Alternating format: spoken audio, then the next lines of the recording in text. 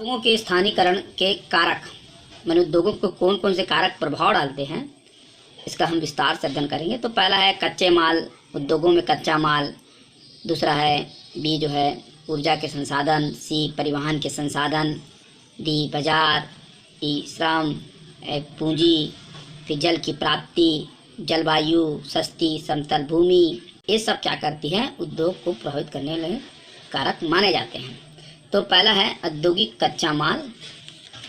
तो औद्योगिक या उद्योगों की स्थापना या अवस्थिति पर जो है कच्चे माल की उपलब्धता एवं प्रकृति पर गहरा प्रभाव डालते हैं। जो उद्योग कच्चे माल या पदार्थों पर ही आधारित है, वे उद्योग कच्चे माल के स्रोत के निकट ही स्थापित होते हैं।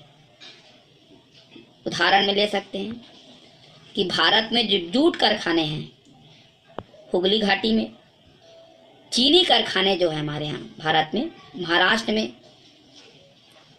यूपी में, लौह इस्पात जो उद्योग है भारत में झारखंड में है, बिहार में है, उड़ीसा में है, छत्तीसगढ़ में है।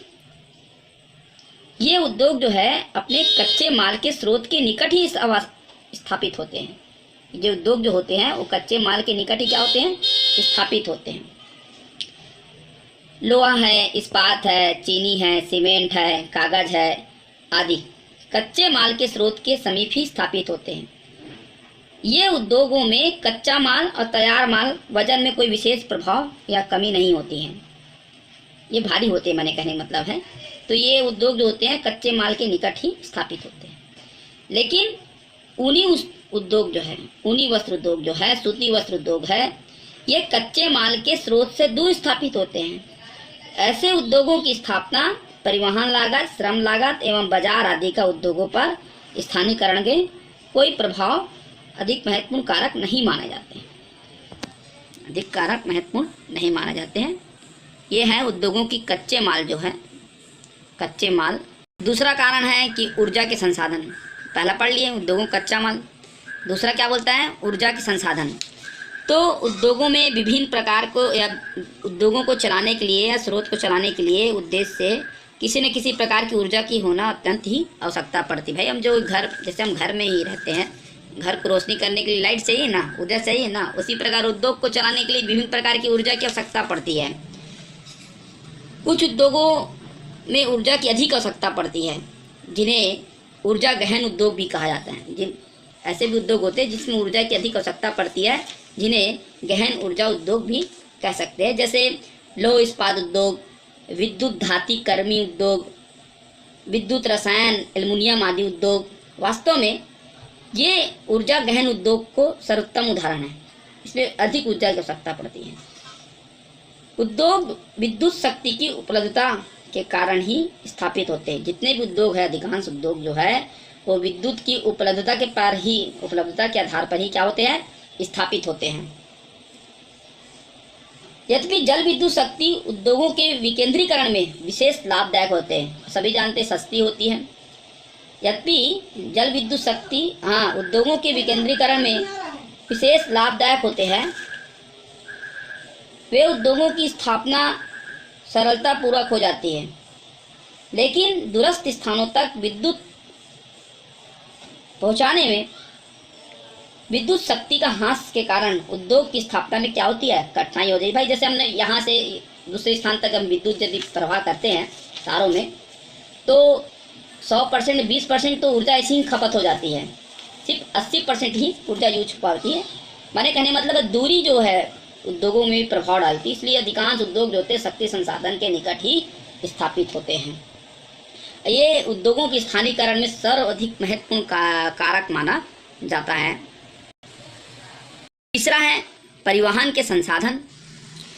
तो पहले ज़माने में हम जानते थे भाई घोड़ा गाड़ी या बैला गाड़ी परिवहन के संसाधन थे, इसलिए औद्योगिक विकास जो था धीमी गति में था।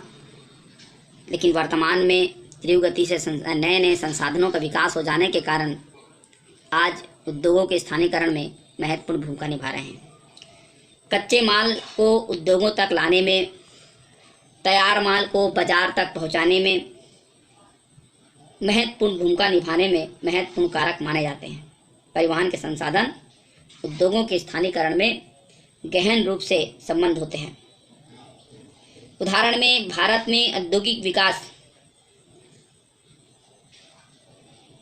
बंदरगाहों के निकट, कोलकाता है, मुंबई है, चेन्नई का विकास बंदरगाहों के निकट ही स्थापित हुआ। जल परिवहन, सस्ती सेवा, सड़क रेल परिवहन की सुविधा भी क्षेत्र के आर्थिक विकास में या औद्योगिक वृद्धि में महत्वपूर्ण भूमिका निभाते हैं। डी, बाजार, सभी बहुआयामी है बाजार, क्योंकि भाई हम तो माल तैयार कर लिए, ऊर्जा संसाधन भी मिल गया, परिवहन के संसाधन भी मिल गया, लेकिन जो उत्पादन हो रहा है वस्तु, यदि उसकी खपत ना हो तो उद्योगों का विकास नहीं हो सकता। अतः जो बाजार जो है अधिक महत्वपूर्ण भूमिका निभाता है। उद्योगों में किसी भी वस्तु के उत्पादन उपभोक्ता के लिए किया जाता है, अतः ऐसे बड़े बाजार का होना आवश्यक होता है। जहाँ उत्पादित माल की अधिक मांग रहती है वहाँ ऐसे ही उद्योग निवास करते हैं। कहने मतलब जहाँ अपन रहते हैं, हमारी भी कुछ आवश्यकताएं हैं, तो उसी पर आधारित उद्योग हमारे आसपास ही स्थापित हो जाते हैं।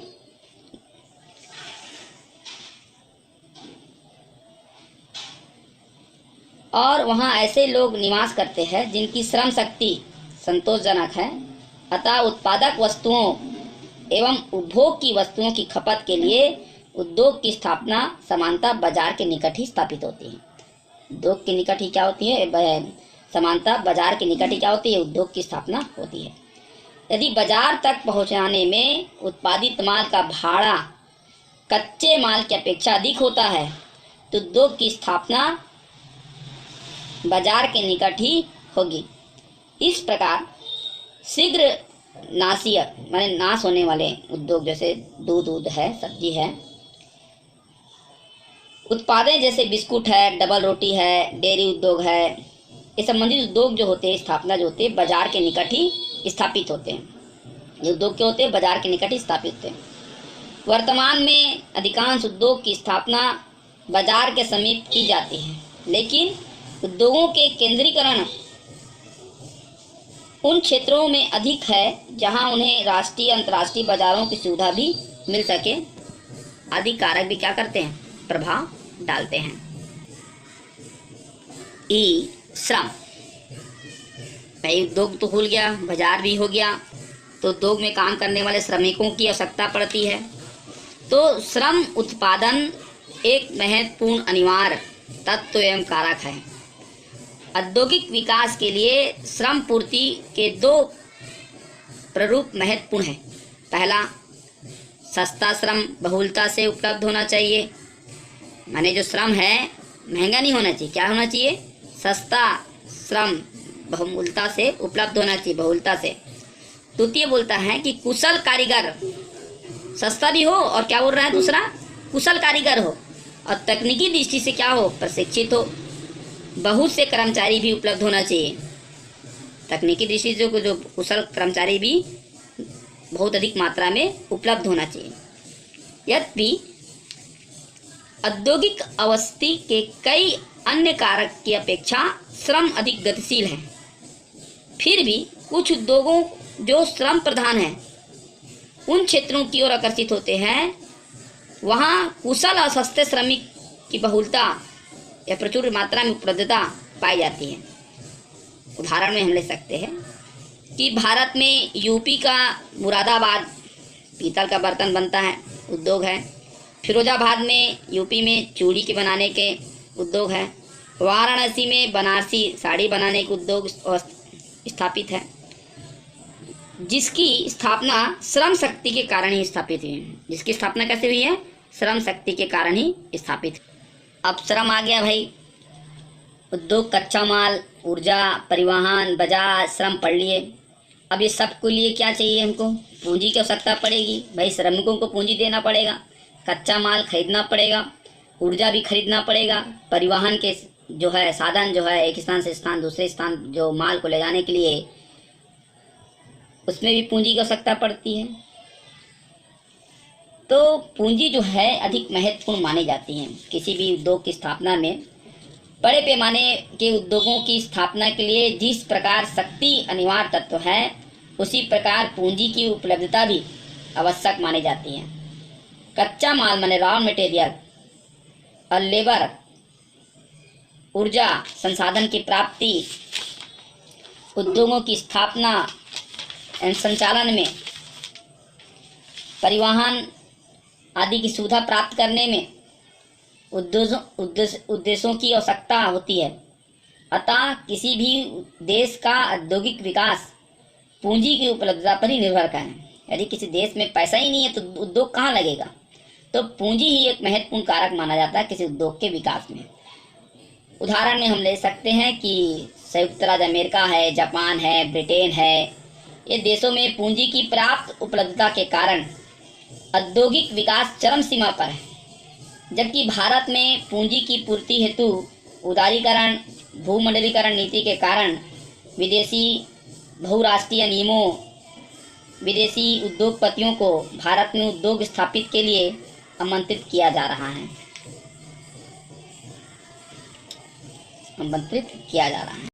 जल की प्राप्ति, तो जल की उपलब्धता भी जो है उद्योगों को स्थानीयकरण में प्रभाव डालती है। जल की आवश्यकता सस्ती जल विद्युत उत्पादन के साथ साथ विभिन्न उद्योगों में निवेश के रूप में भी बहुत आवश्यक माना जाता है। लौह इस्पात उद्योग, जल निवेश पर आधारित अन्य उद्योग जैसे कागज है, दुग्ध उद्योग है, जूट उद्योग है, रसायन उद्योग है आदि प्रमुख, जिनमें जल की विशाल राशि की आवश्यकता पड़ती है। इसलिए समस्त उद्योग जो है जल उपलब्धता की दृष्टि से ही अवस्थित होते हैं। जल की उपलब्धता की दृष्टि से क्या होते हैं? अवस्थित होते हैं। उसके बाद है जलवायु एच। तो उद्योग की स्थापना में जलवायु भी एक महत्वपूर्ण भूमिका निभाता है। प्रत्यक्ष रूप से या परोक्ष रूप से दोनों रूप में ही प्रभाव डालते हैं। विषम एवं कठोर जलवायु औद्योगिक क्रिया में प्रभाव डालते हैं। उसी प्रकार अनुकूल वातावरण जलवायु उद्योगों के स्थानीयकरण में औद्योगिक क्रिया में प्रोत्साहित भी करती है। उदाहरण में कि सूती वस्त्र उद्योग आर्द्र जलवायु सर्वोत्तम मानी जाती है। श्रम शक्ति की कुशलता भी जलवायु पर निर्भर करती है। इसके अतिरिक्त शुष्क जलवायु वाले क्षेत्रों में कूलर है, कोल्ड है, स्टोरेज उद्योग है पनपते हैं। तो शीत जलवायु क्षेत्रों में ऊनी वस्त्र उद्योग, हीटर उद्योग पनपते हैं। अतः औद्योगिक अवस्थी के लिए जलवायु एक महत्वपूर्ण भूमिका निभाता है। औद्योगिक अवस्थी के लिए जलवायु एक महत्वपूर्ण भूमिका निभाता है। नेक्स्ट, सस्ती समतल भूमि। भाई जानते हैं शहरी क्षेत्र में भूमि की कमी होती है, अतः बड़े बड़े उद्योग को स्थापित करने के लिए अधिक भूमि की आवश्यकता पड़ती है। साथ ही साथ वो भूमि कैसी होनी चाहिए? समतल होनी चाहिए। तो उद्योग की स्थापना को प्रभावित करने में गौण कारक मानी जाती है सस्ती एवं समतल भूमि। पर्याप्त मात्रा में उपलब्धता भी प्रभावित करती है। पर्याप्त मात्रा में उपलब्धता भी क्या करती है? प्रभावित करती है, क्योंकि श्रम शक्ति, बस्तियां, गोदाम, उपमार्गों की स्थापना के लिए पर्याप्त मात्रा में भूमि की आवश्यकता होती है। महानगरीय क्षेत्रों में भूमि महंगाई के कारण औद्योगिक केंद्रों की स्थापना नगर से बाहरी केंद्रों पर स्थापित होते हैं। आदि कारक क्या करते हैं? प्रभाव डालते हैं।